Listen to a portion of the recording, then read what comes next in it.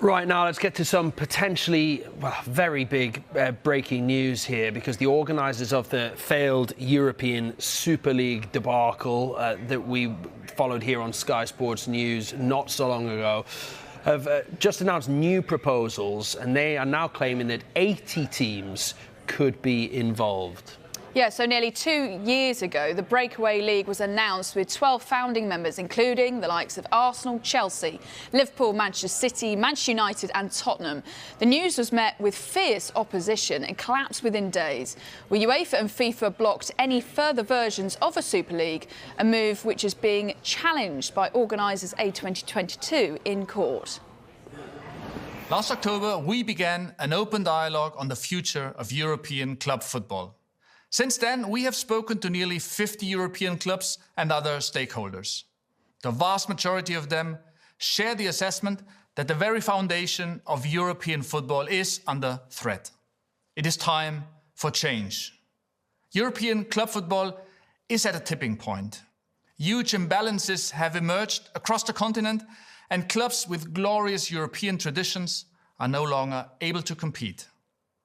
Clubs bear all entrepreneurial risks, but too often are forced to sit on the sidelines when key decisions are made, and they are watching their sporting and financial foundations crumble.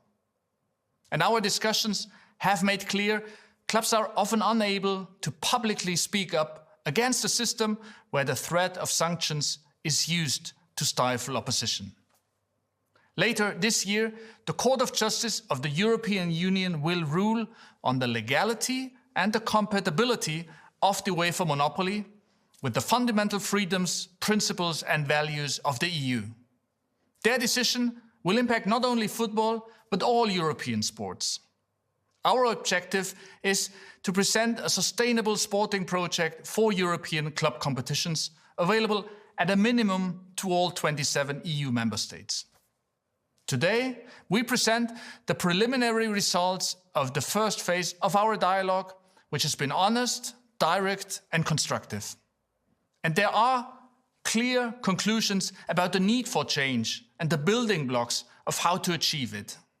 We have distilled the consistent feedback into 10 principles, which should set the framework for a future European club competition. Clearly, there is more work to be done, and the dialogue will continue. We are now entering the decisive phase for the future governance of European club football. So then, here we go again, and here are some of the main points from the revitalised league. It's proposed to have up to 80 teams in a multi-divisional format, but with no permanent members. The closed shop aspect of the league was one of the main points of criticism when the initial league was announced, of course. Now, organisers have said there would be a minimum of 14 matches per season. We, of course, will keep you right up to date with developments.